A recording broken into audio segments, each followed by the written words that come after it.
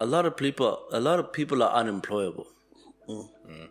A lot of people are unemployable, and they're dealing with a lot of shit they otherwise wouldn't be dealing with if they were employable.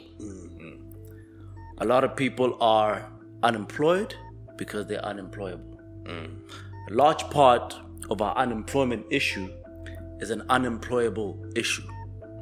What do I mean by that? People go to universities, tertiary institutions, to gain a qualification. Right?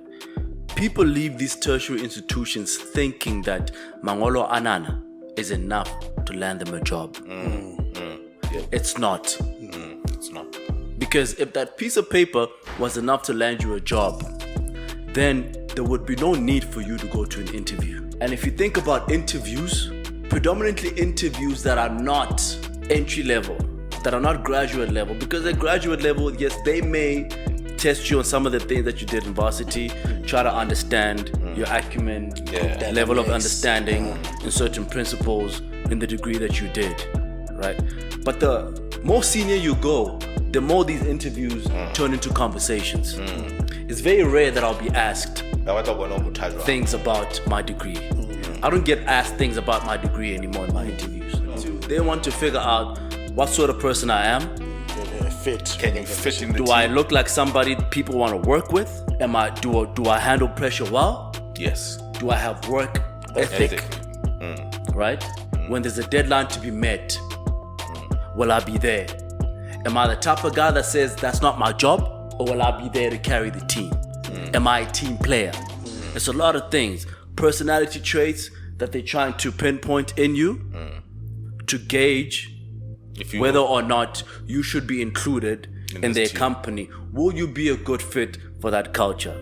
A lot of y'all are unemployed because you're not. You're failing that because part. you keep failing that part. You don't have soft skills.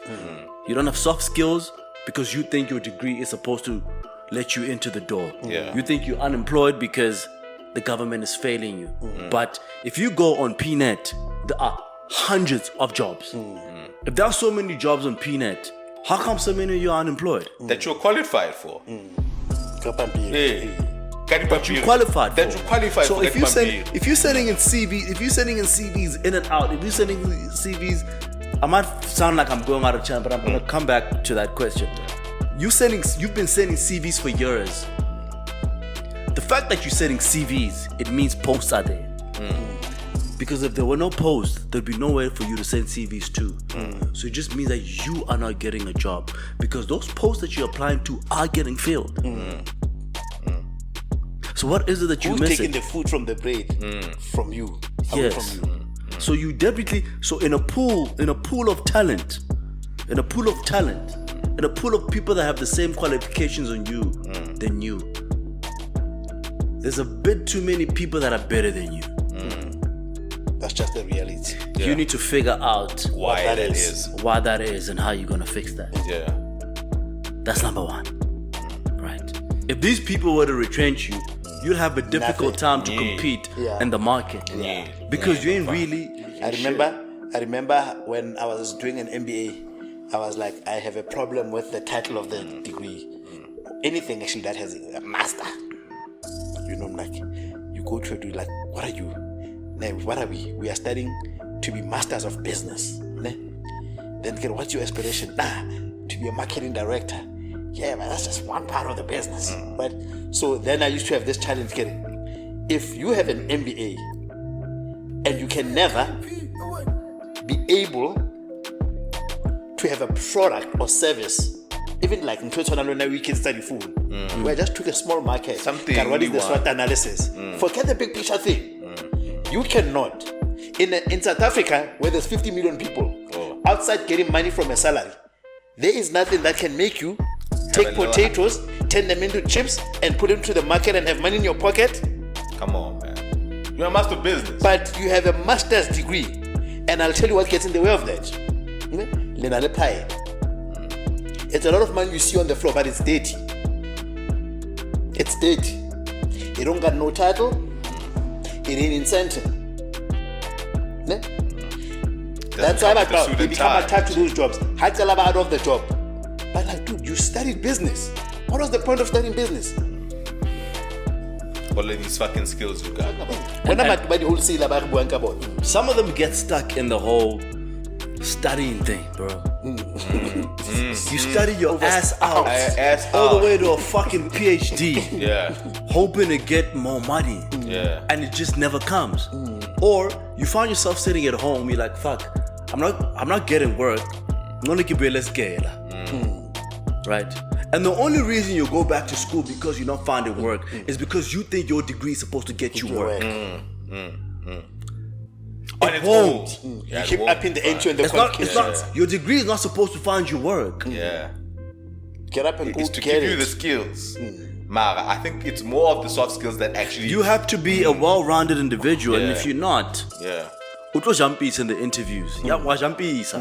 Because the interviewing, Wajampisa. And then sometimes, like, you know, you get people that go to interviews and they, by some or other reason, they get to be privy to the next person's credentials.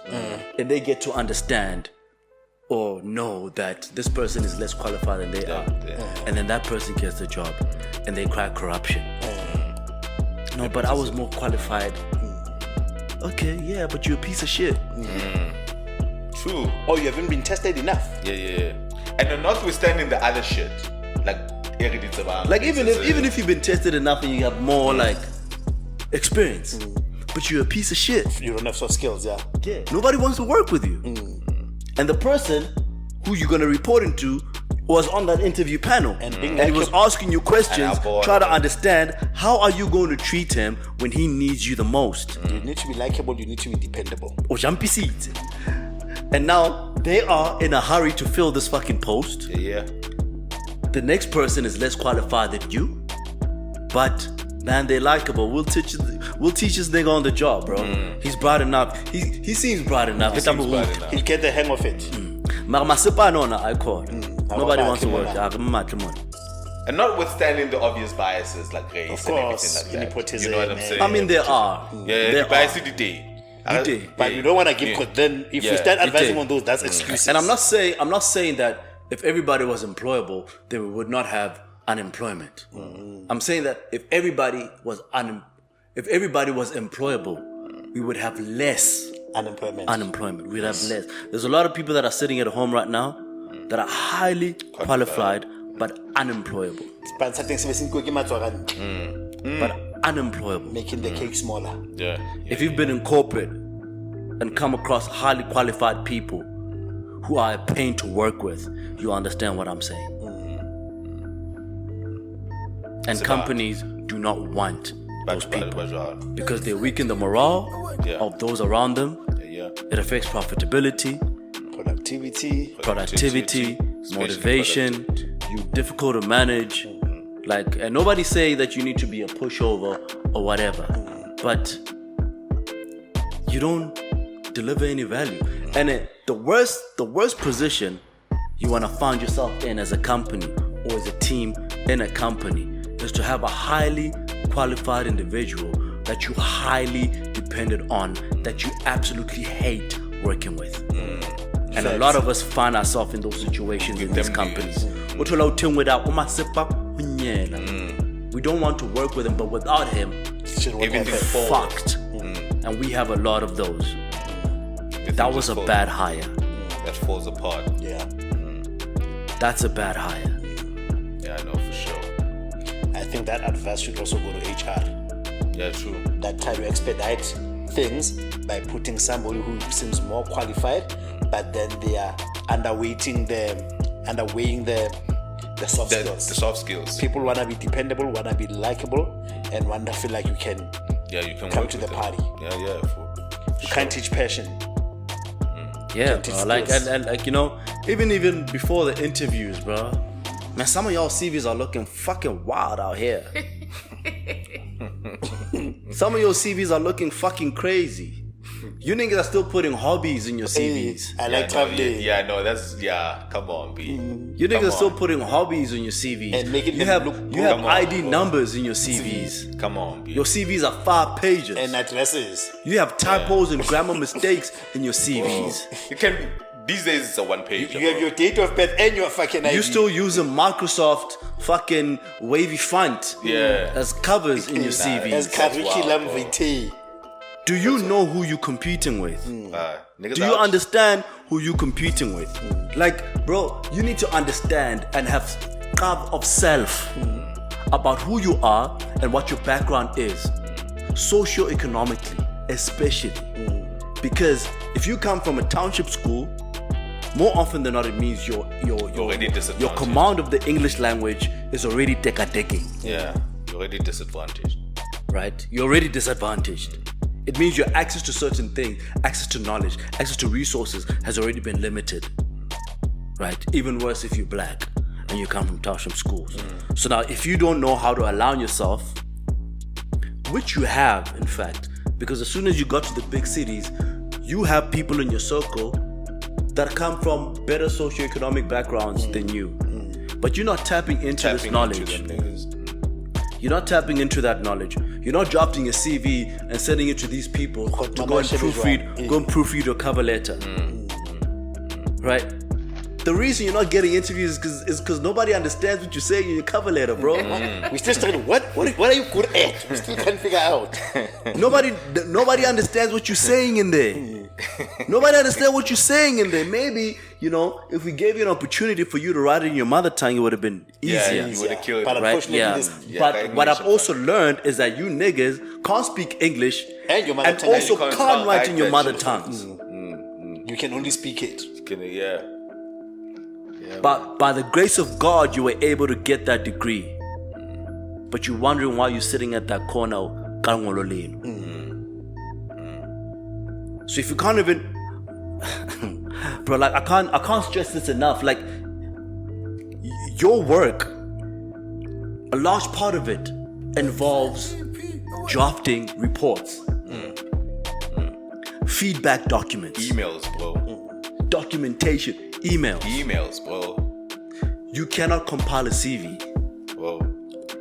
The very thing that needs to get you through the door. The door.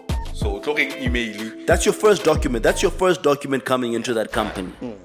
It's already Man. putting you on the back foot. House. Bro, I'm throwing that shit in the bin. Yeah, bro. I'm throwing that shit in the bin, and it's unfortunate, and there's a reason why we're there. If we had more of our languages emphasized Accepted. in our education system, right, and more of our languages used in the corporate system, Yeah, accepted in corporate. a lot of us wouldn't find ourselves in this situation. yeah. But the truth of the matter is, we are. Right? And because we are, what that's saying is that you don't quite understand what it takes to get through that door you find it so hard to get through. You don't quite understand. You haven't really unpacked what you need to get through that door. And like, that's why like a lot of You don't know. like a lot of these niggas who were able to get like government jobs find it so hard to transition to private because You won't get God. I'm finding they get God, bro. They get God. The barriers of entry into the public sphere and what's expected in the public sphere to progress are totally different. totally different I remember, than in the private. I don't know if I told so you. that's why them niggas can't survive, bro. When I transitioned, because I started my career in sales. Sales generally depends on your charisma, wabo, negotiation, and I'm an extrovert, so I don't struggle to be liked. When I transitioned to marketing, it's more in the background, so you gotta be more analytical, right? Understand equations. When I got that job, I still have that book in my study. I went and bought a book which is like a cheat code on margins and whatnot. I was on YouTube because I knew that the shit I learned in school I forgot. But every day I was analyzing. I would go to a annual the annual reports. See what language of the business they use. And they use it. Maybe it's fucking perhaps, motherfucker. It's like For real, it's not basic, it's rudimentary. Yeah. Right? Yeah. You know, you have to understand the language. The language. I said, Okay. I would do that shit. I would do that shit. Keep on a graph shit. I want to recreate this graph. I want to know how to recreate this graph. I'm no longer in school because my entry into the job was on relationship. Sure. Event, But now you gotta step up to the plate. Yeah, I didn't know how to zone in on a problem, write a problem statement for a business, and say how, where, how to solve it. What is the data that I'm getting? What was my hypothesis when I put my head down and then go to a company and say, I think this is our problem. Yeah. And I think these are the 3 possible solutions. But those were already inherent traits that you had inside you had to work on and polish. Right. And Yeah. Bro, I'm not a people's person. I hate people. Right? So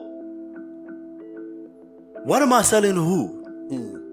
There's sales positions in the IT industry. I've never applied for a single one of those jobs. Because cup of self. Cup of self. I'm like, I'm not gonna be going door to door, company to company, trying to sell you some software package. Fuck bro. this shit. You don't walk about with that.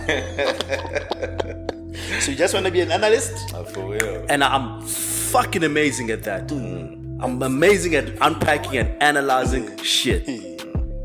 Then give it to somebody who can go talk. Yeah. You go and build and you talk go to In this it. case for a Carve of self. A lot of you niggas don't got it. Lena aspirations that don't match your self-awareness. Sure. I know, that's for real. You are choosing careers on coolness. You are choosing careers on because this one you were told it makes money. By the time I'll go back to school busy or palamisite accounting or palamisite tax. Fine. You were just a marketer. Kumela, teaching that 4th degree in the bag. Maras bad. Spot. Not next. Not next. Hey, man. Shit, I'm out of topics, my G. Let's close the shit, bro. Let's close it.